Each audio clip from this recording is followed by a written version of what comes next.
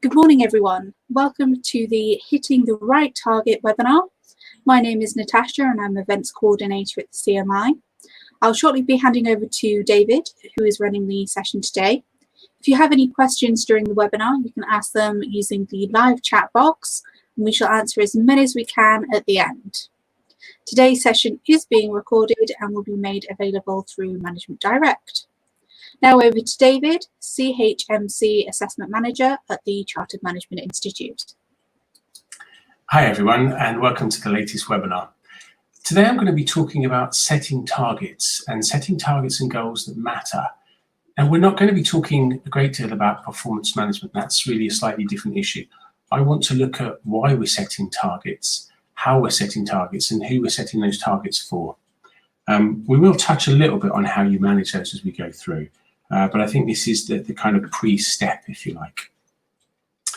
So when we're thinking about targets, we're kind of telling stories, really. We're telling stories about what we want to achieve for ourselves, what we want others to achieve, and how they're going to do it.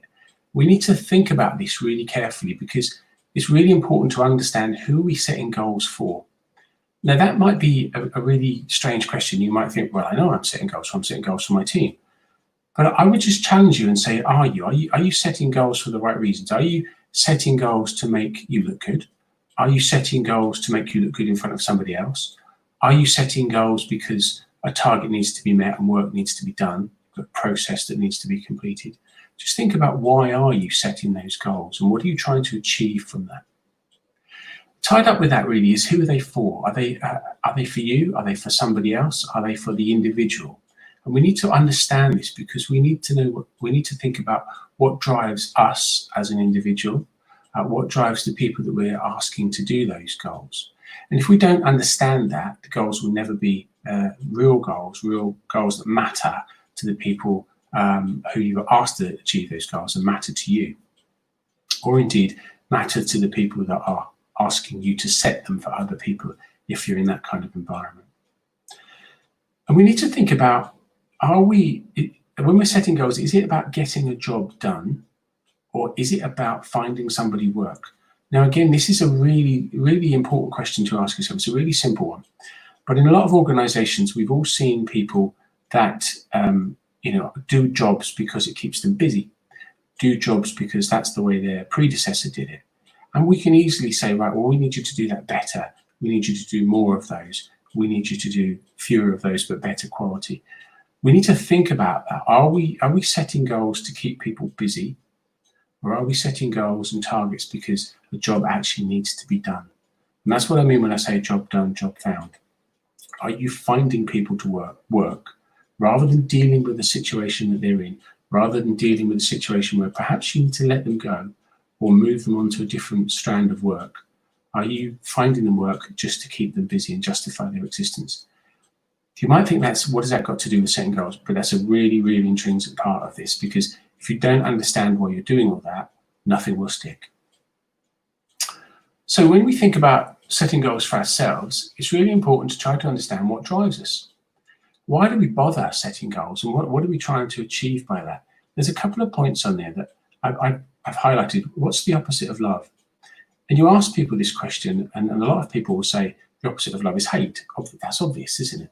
Well, not really. The opposite of love is apathy. Now, you either love doing something or you not really bothered. It's not gone into hate straight away. That's not the opposite of love. And when we think about the opposite of happiness, it's not sadness. Things that make us happy are not opposite to things that make us sad. And when we think about the opposite of happiness, what we're often talking about is boredom. And this is really important to understand because if we don't want to do something, if we have no interest in it, we're not bought into it, the likelihood is that we won't do it. And if it doesn't make us happy, there's more of a risk that we'll do it badly or we won't do it at all, or we'll put lots of effort into avoiding doing it. I think we've all been in situations where we can recognize this. I know myself, I've been in situations when I was younger where I was set goals really badly and I didn't achieve them because they didn't mean anything to me. And I remember one area manager once said to me, this goal is really important. And I said, but it's really important to you. I don't care. It doesn't bother me. I'm going to get paid whatever happens. If we meet this target, what's the buy-in for me? And he wasn't able to tell me, and he wasn't able to inform me. And I learned at that point really how important it is to be bought into a target, to do something that drives you, to do something that excites you. And it is that excitement that helps us succeed. Now, that in itself is an interesting one, because it doesn't necessarily mean to be massive excitement. You know, we don't need to jump out and think, well, I'm going for this goal, that's where I'm going to get this target, and that's gonna really, you know, make my day. But we have to have an interest in it. It has to excite us in some way, shape, or form. So then maybe once we've understood that, we can start to think, well, what do I want? And these can be work related or personal related. You know, what I want is to lose weight, but I like eating chocolate. So how do I deal with that? What I want is to be fitter, but I'd rather watch television than I would put my shoes on and go for a run. So how do we get that, make that exciting? And one way to do it, of course, is to deal with things in small chunks. You know, there's an old saying that says that a journey of 1,000 miles starts with a single step. And I think that's really important to remember these things. What do I want to achieve? How am I going to achieve it? What do I want other people to achieve? And how am I going to help them and facilitate them achieving it? And I say help and facilitate because that's really important. We're not beating people with a stick to make them do what we want them to do. And that's part of understanding what drives them as well. So we need to understand, when we're setting targets, what other people are passionate about. Can we empathize with them in any way? And do we know what their drivers are and what their crushers are? And what I want to talk about here really is a thing that we need to remember. We talk about, you know, right job, right place. Let's think about, when we're setting targets, right person, right place, right drivers. So if you're looking at your team, if you've got the luxury of having a team that's got more than a couple of people in it, you need to understand your team, understand who's excited about what, who's passionate about what, who is most likely to get this goal achieved, who is most likely to go nowhere near this with a barge pole, who in the team is likely to put huge amounts of effort into avoiding this. And once we understand that, we can start to get the most out of the team. Now, obviously, there are going to be situations where you have to say to everybody, you know, I know this isn't going to float your boat. I know this isn't your passion, but we need to come together as a team and get this done. So what can you add to that, and how can you help your colleagues in us all achieving this target? Now, again, that's a really different thing to look at. We're taking that holistic helicopter approach there, and we're saying, okay, this team needs to achieve X. I know that person A can achieve a big part of it, but their struggle is follow through. So we know that person B can help them with the follow through, but isn't the starter finisher. They're more a helper in there. And we know person C has other skills that they can bring in. Person D, what I want to do with person D is get them to do business as usual, because they're just going to get in the way. And unless we know what drives other people, unless we know what they're passionate about and what they hate, we can struggle to make that work. Now, this takes time, obviously, but it's all part of being a great manager and learning about your team, involving your team, empathizing with your team, trying to understand the team, and not just see them as some group of people that you tell what to do and they do it because of your position. Those days are long gone. That's not where we are anymore. So when we're doing this differently, there are a few things that are, when we're doing this remotely, there are a few things that are different. And those are really the things that are missing, as opposed to things that are there if we were doing this in person. We haven't got that open door. People can't come and just say, excuse me, I'm just struggling with this. Can you help me with this? We don't have the opportunity to give unplanned support, because we need to know where people are. You know, let's get together at 10 o'clock on a Meet or a Zoom or a Teams or whatever it might be. Let's get together at 10 o'clock. We'll have half an hour. We'll discuss how we're getting on with this. We'll look at where we are on targets and goals. We'll look at what we still need to do in order to achieve. That's missing. If we're in face-to-face situations with people, we can walk down the corridor, we can walk across the open office, we can see people at the canteen and at the coffee machine. We can just have those casual conversations. How are you getting on? How's it going? Are you going to be on time? What do you need from me? All that unplanned support is missing. So when we are working with remote teams, we need to bear that in mind. We need to think about how we're going to adjust for that. We don't get the opportunity to check understanding on a regular basis when we're remote either. It's very much, here's a meeting, let's talk about it. Do you understand it? Yes, I do. Go away. Then we have that moment we think, did they understand it? Their body language when we're face to face tells us a lot about that. We can look at people, we can say, you're saying you understand it, but I'm not entirely sure you do. And we also lose that, can I just? Can I just ask how you're getting on? Can I just get some support? Can I just say, do you know what, this ain't going to work. I'm not the best person for this and I'm really struggling. We miss all of that when we're remote. So we need to plan in how we're going to deal with that. We need to plan in those regular sessions where we can touch base with people and we can just do this. We can say, how's it going? You know, I don't want to know what you're doing today. I don't want to know what your diary is. I don't want to know, all the things that you say you need to do. I just want to know how it's going. How are you today? Are you going to be able to do this for me by the time we set or not? Do we need to have a separate conversation? So we need to build those things in much more than we would in a face-to-face situation. Now that requires effort from your team, it requires a huge amount of effort from you, and you need to bring yourself wholly to this, because once you start doing this, excuse me, you need to pay attention to your team. You need to actively listen. You need to listen to what their problems are, listen to what they're saying, and deal with them, help them to achieve. Remember, your role as a manager is to help your team succeed. It's not all about you. So when we are setting goals, let's assume that we've understood our team, we know what drives them, we know what drives us, we know why we're setting the goals, we know why we've got those targets. They need to be genuine, they need to be intrinsic, they need to be authentic. So is this a real goal, back to what I was saying earlier, or is it something you're doing to keep people busy? They need to be positive and they need to be harmonious. They need to fit in with the overall vision that people have of where the organization is going and what they're trying to achieve. If there's a dissonance between what you're saying the organization is about and the goals you're getting your people to work towards, that's going to jar, and you will find that goals aren't achieved. They need to be flexible, and more so than ever now we're all working from home. We need that flexibility. We need that wiggle room. We need to think about what we're going to do if this doesn't quite resonate with everybody and doesn't quite come off on time. And they need to be activity based. We need to get people to do something. What is your call to arms when you're setting people a goal?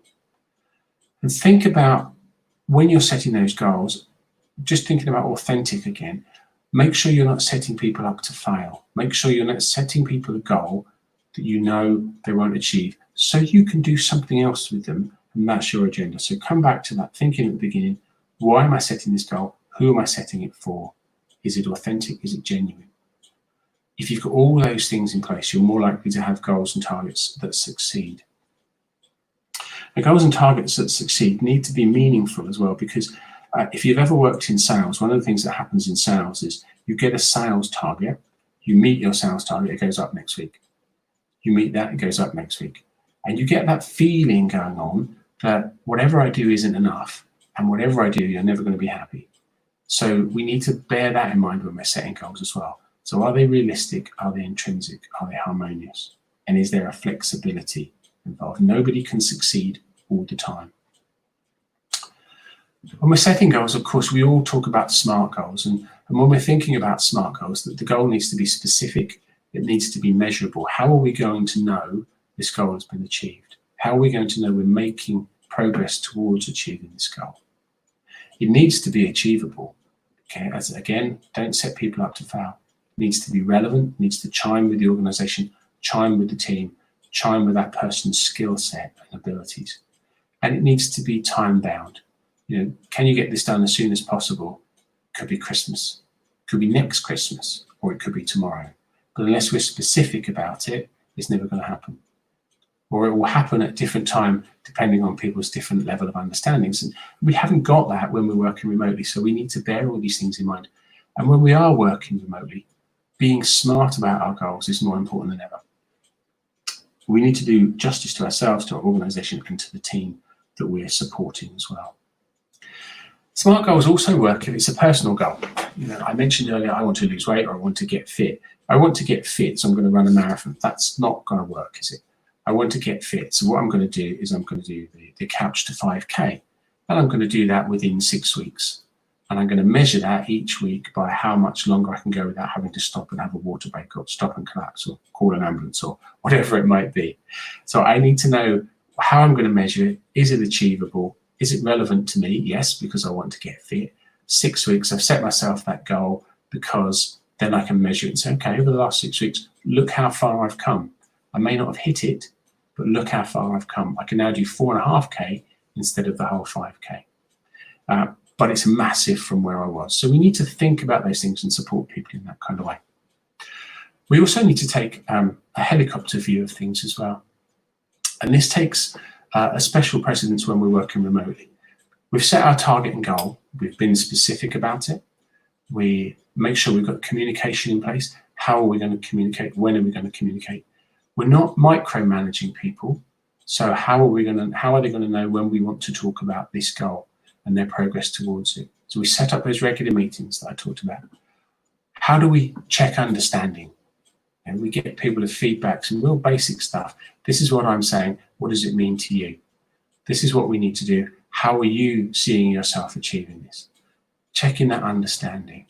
What support resources need to be in place? What extra things do we need to have there? How are we going to measure it? What are the KPIs that we're talking about? The key performance indicators that we will know that we're going in the right direction at the right time and the right effort is going into that to make that work. Where's our wiggle room? If we're saying to somebody, this needs to be achieved by next Friday, bearing in mind all the things that are happening remotely, you're bringing in the emotional issues, the environmental issues, the support issues that people need, the things that are going on in people's lives, your children at home still, they may be caring, they may have other issues that they need to deal with. Is there wiggle room in there? So really, if we're saying next Friday, is that set in stone? And if it is, maybe we should set a target a little bit sooner than that so we've got that wiggle room. If it's not set in stone, when is our cutoff? When is our deadline? And we should perhaps keep that in the background so that we're giving people a reasonable, achievable target that's smart, but we have some wiggle room ourselves. Think about your timeline in there as well, thinking about time-bound, specific, all the things that we talked about before. So once we've set these goals, and we're going to performance manage them in the way that we always have done. We've agreed when we're going to talk about it. We've agreed what we're going to talk about. And then everybody has a responsibility within that to say, this is how I'm getting on. This is how I'm not getting on. I'm never going to get on. I hate this with a passion. Can I do something else? Everybody has a responsibility in that. It's not just you managing your team. Your team have a responsibility to you to tell you how they're getting on. And that comes with a great communication, with a great relationship with your team, with understanding, with empathy, all the things we've talked about before, understanding what drives them, understand what crushes them, and giving one and avoiding the other wherever possible. This will all come together once you know all these things, and performance management will be much easier than it would be if you just set goals without thinking about all these issues. When we're setting goals as well, it's really important to understand the difference between being effective and being efficient. And we can be busy. We've all heard of the busy fool. And doing something unimportant well doesn't make it important. It means that you've done it really well, but it's not important and nobody cares. And that becomes more and more evident the more you do it. Equally, requiring a lot of time and a lot of effort doesn't make it important. Sometimes the important things are the simple things that we do. And sometimes the most useful things that we do are the smaller things that make a bigger difference. And one person who knew about this was Pareto, who came up with Pareto's law, often simply referred to as 80-20. And Pareto talks about looking at where your results and your effort are aligned. And it's always near enough 80-20. So he talks about 80% of results coming from 20% of time and effort. So we need to think about this when we're thinking about, are we being busy? Are we giving people busyness to do in order to keep them looking like they've got a target? Or do we need to think, actually, where could your time be better spent? Or do I need 100% of your time? Can I, in this time of crisis, share you with another team? Should I furlough you? Indeed, should I lay you off if it worst comes to the worst? So we need to think about these things. We think about our customers and our products, and largely he talks about 80% of company profits coming from 20% of products. So when we're thinking about being more efficient, are we focusing too much time on things that don't matter? Are we making things that nobody wants? I once talked to managers in the food industry, and there was a byproduct that got made and stored, and the company was paying for people to make it, paying for people to store it, and nobody wanted it. It was a bizarre situation. Nobody wanted it, but they also didn't want to throw the byproduct away.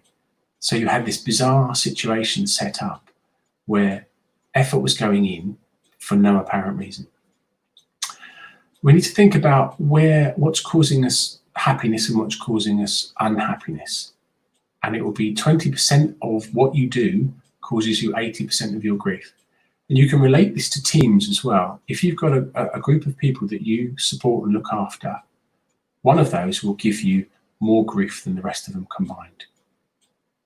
That's the 80-20 rule writ large. And I think this is really useful to bear in mind, because when we're thinking about what we're going to focus on, what's important, what targets are we setting, again, are we setting ourselves up for 80-20 to come and bite us? So just bear in mind that you're setting targets and goals for the right reasons with the right people. Some things I want you to think about as well when we're thinking about what's important. If you were told you could only work a couple of hours a day, what would you focus on? If you had a gun, this is a bit dramatic, this one, isn't it? But if you had a gun held to your head and you told to stop doing 4 out of 5 different activities, what would you remove? These things are really, these questions are, they might be dramatic, they might be strange, but it's a real different way of thinking about what is it you're doing, what is it you're getting your team to do in terms of goals and targets, and do they make sense? Are they helpful, or are you being busy for the sake of being busy? If you look at a target and you say, if we stop doing this, actually, who would notice? How long would they notice?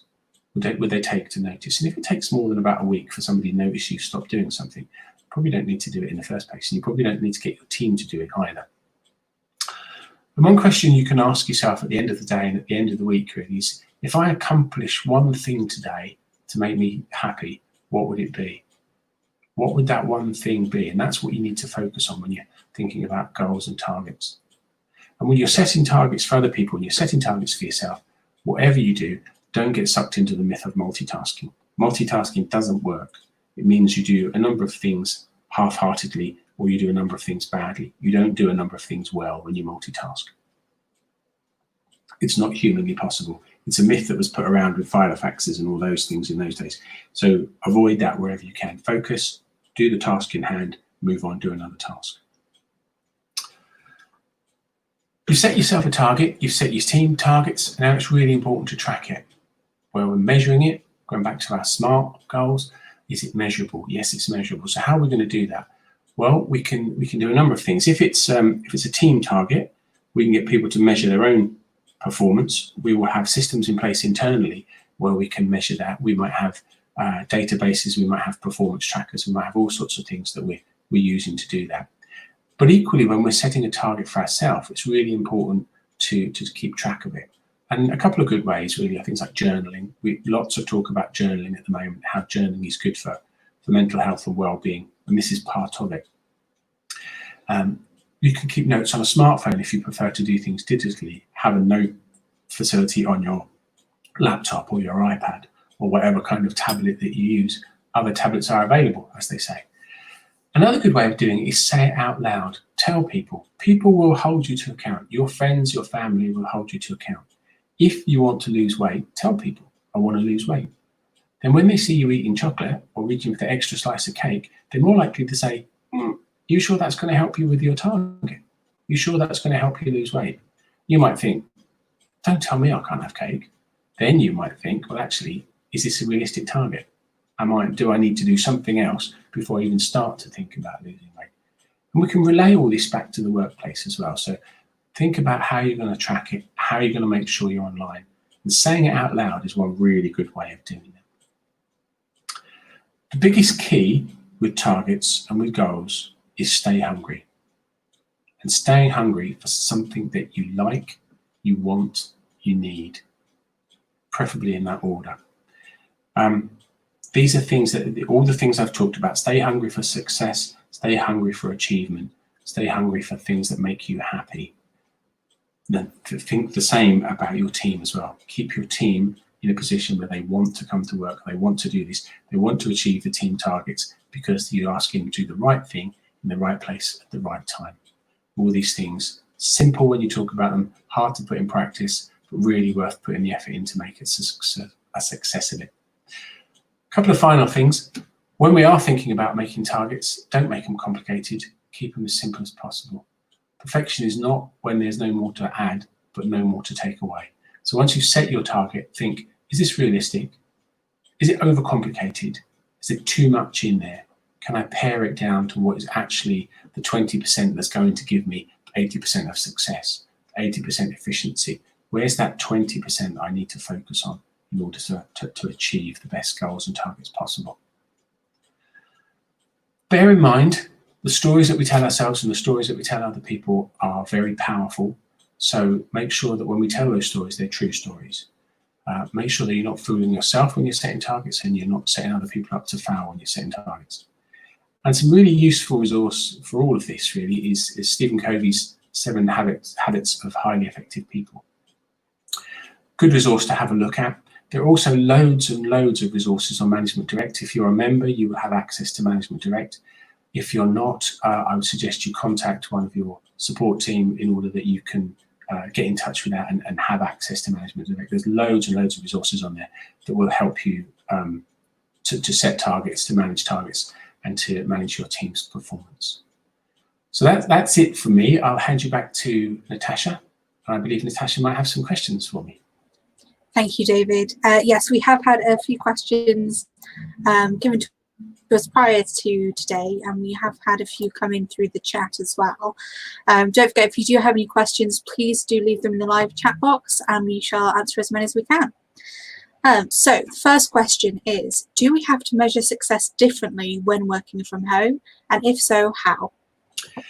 That's a really good question, and I think I touched on that a little bit in the presentation, but yes, you do have to do it differently from home, because you're not seeing people, we're not got that understanding, we're not seeing what else is going on in someone's life. You know, when someone is in the office or the workplace, we can see not only them and their body language, their understanding, all the things I talked about, we can see what else is happening around them. We can see this is a quiet office. Why are you not able to focus? And we go into different questions about that.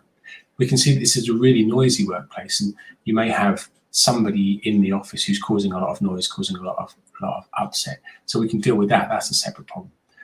When people are at home, we're not seeing the kids going wild, the dogs going wild, the partners are upset and angry. Life is happening outside of what we're seeing, and we need to bear that in mind and make allowances for that. That's great. Thank you, David. The next one is a bit of a long question, so if you wanted to break it down when you answer it, that's not a problem. So I currently have a small team of digital marketing in Vietnam. It seems that we cannot work together when the account is not responsive. The time zone between UK and Vietnam is only part of the issue, as we cannot ask and answer on time. In this case, what should they do? They don't feel like their leadership is strong enough to affect the team that follow them. I think this is a really good question, and I think this kind of encapsulates a lot of what we've been talking about in the webinar. I think there are a number of issues in here. Time is obviously a really difficult one, but for me, this is an issue of there are a number of issues here. One is setting regular meetings with the people to make sure that we have those conversations, that communication. This becomes more difficult if, for example, the people on the other end of the line don't have English or your language as a first language. Now, there may be a difference in language there that's going to add to the problem as well. But it is about setting those regular meetings online. Even if one of you has to get up in the middle of the night or early in the morning to make that happen, then you need to put the effort in and make that happen. And I'm sure that's already happening with this particular questioner. We need to make sure that any targets that you're setting are drivers for your team, for your accounts. Are they driving them or are they crushing them? And then it's worth, at this stage, looking at what you're asking them to do and saying, is that the right thing to ask that particular individual to do? So I think that's another issue. The final issue is a slightly different issue to setting goals, really. If people aren't responding and aren't achieving what you want them to do, that then becomes a slightly different issue. If you've checked that the goal is genuine, the goal is authentic, it works for them, then you're into a performance issue. And that would be the same distance as if it were face-to-face. That's challenging and understanding why they're not performing. So have a conversation with them. What's stopping you from achieving this? What's stopping you from getting involved? I need to understand where you are, because I need to understand whether I can help you, whether I can coach you and get you to where we need you to be, or indeed whether we need to part company and you would be better placed somewhere else. Now that might be in another team if you've got that option, or another organisation if you don't. So there's a number of issues there. It's a really complex question, but thank you for it. I think that's, and hopefully I've answered that. That's great, thank you. So the final pre-submitted one we have, so we do have lots in chat, is tools on how to keep the team focused and on targets. I think this comes about when targets are meaningful, and there needs to be some encouragement. So part of your measurable element of your SMART goals and SMART targets needs to be some kind of reward, some kind of win-win. Now that doesn't need to be money, it doesn't need to be bonuses. It needs to be about recognition. Think about recognition. Think about how you're going to celebrate those wins as you go through that timeline to meet those targets. You know, we're 50% there. We're 50% there in a day early, rather than we're a day late and a dollar short, as the expression goes. So think about how you're going to celebrate the wins on the way to achieving the main goal. Don't think about, we're not going to do anything until we get to that goal, because you may never get there, and then you'll lose people, you'll disengage people. So try and think about what we're going to build in there in order to get people to focus on winning. That's great. We've had a question here from Leanne. They've said, do you have any suggestions for setting measurable development goals as a manager during lockdown? They are concerned about getting genuine feedback from team members without face-to-face interaction. Yeah, that's a really good question as well. I think in terms of development goals, they need to be meaningful for both sides. If we're setting people a goal to develop themselves, we need to make sure that that's what they want to do. So it comes back to their empathy, the understanding of your team. The genuine feedback is always a difficult one, because you're losing the body language. You're losing that extra thing that we don't have when we're just talking to somebody. To aid that, wherever you can, I would say when you're doing remote conversations with people, try to do video. Do video as a first choice, and only go away from video if there's an issue with the technology or the bandwidth or whatever it might be, so that you can actually look people in the eye, you can see what's going on. And try to build in those coaching conversations where you're trying to understand why people aren't giving you the feedback. You know, and I think that's where it comes, where you say, as I mentioned earlier, you know, I don't want to know what your diary is today. I don't know what you've got planned. I just want to know how you are. How are you? How was your weekend? How was last night? You know, think about those water cooler moments, coffee cup moments that are missing while we're working from home. You know, how did you finish binge watching Ozark, or are you watching the latest thing on Netflix? You know, what do you think of the new Tom Clancy's Jack Ryan on Prime, or whatever it might be? You can see what I'm watching, or whatever it might be. But have those moments that aren't just work. We're not just talking to people about work. We're talking to people about their lives, understanding what's going on for them, giving them an opportunity to say, do you know what? This is awful. I can't do this today. Today I'm just, I'm warming a chair. So think about those things. That's great. Jonathan has asked, is it possible to keep a team culture alive when working from home for a long period of time? Now, I think it is. What do you think, David? I think it is as well, yeah. I think it's not only possible, I think it's incredibly important. And I know, Natasha, you've had some ideas about this, haven't you? I think, didn't you start the cocktail hour on a Friday? Where everybody... I didn't start the cocktail hour, but that is something that some CMI people take part in. Yeah, it doesn't have to be an actual cocktail that you partake in, but it's just a time on a Friday for people to get together and wind down. You know, not work related. Yeah. And for us especially, we've done things like book clubs, anything that can still be done virtually. Doesn't need a face-to-face, that you can do via video calls. Absolutely, absolutely. And I think that's really important to remember that. And again, it's thinking about what's missing. Don't think about try not to think about this as a problem. There's an opportunity here to think about what's missing and how do we do that differently. And you can use any sort of media you want. It doesn't have to be work, as Natasha was just saying.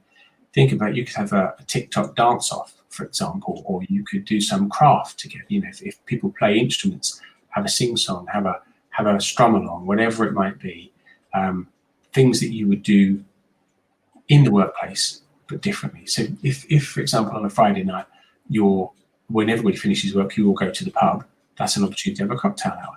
If you think, well, we'd all go to football on Sunday morning and meet up, or we'd all go to book club in the library, or we'd all go to the cinema or bowling, or whatever it might be. There are things that you can do online that will keep everybody involved.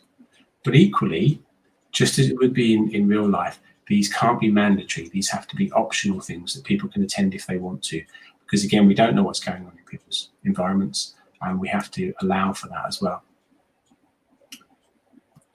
Okay, we'll take a final question from Sue, which I think is possibly one that quite a few organisations are feeling at the moment, is what can you do when the culture of your organisation sometimes undermines your goals?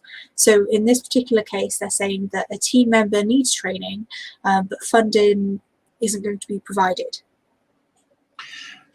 That's a really good question, and I think it's always a challenging one, because we need to think differently. So is there an opportunity for that person to get trained in a way that doesn't require funding?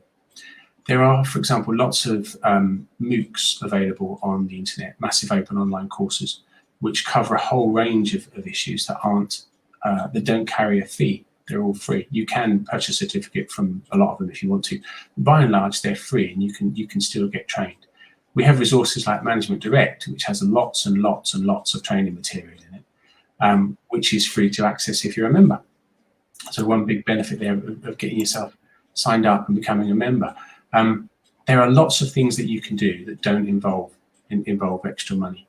I'm old enough to remember when training used to be sitting with Sally or sitting with Sydney or whatever it might be, but it was on the job training, and we can still do that sort of thing remotely as well, unless it's a practical task. If it's thought economy, like a lot of us are involved in, we can still train people online. We can have those conversations just like we are now with video. We can see each other, we can demonstrate things, we can use software.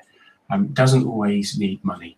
And sometimes money spent on training isn't the best way to get people trained. We think about 70, 20, 10. 70% of what you learn happens on the job. Yeah, exactly. And having people within your team lend, half an hour to help train, or even if it's just to watch someone while they try something out or fail at something, so that they then know what to do next, that can help too.